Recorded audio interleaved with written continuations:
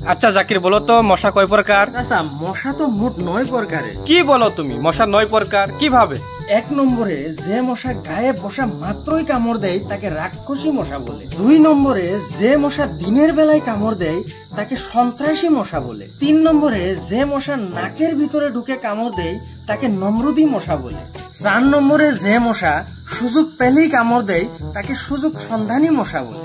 5 নম্বরে যে মশা কানের কাছে এসে গান গায় তাকে গায়ক মশা বলে। 6 নম্বরে যে মশা থাপ্পড় দিলে ফাঁক দিয়ে বের হয়ে যায় তাকে গুল্লাছুট মশা বলে। 7 নম্বরে যে মশা কামড় দিলে জ্বর হয় সেই মশাকে বিষাক্ত মশা বলে। 8 নম্বরে যে মশা মুসরির ভিতরে ঢুকে কামড়ায় তাকে মূর্খ মশা বলে।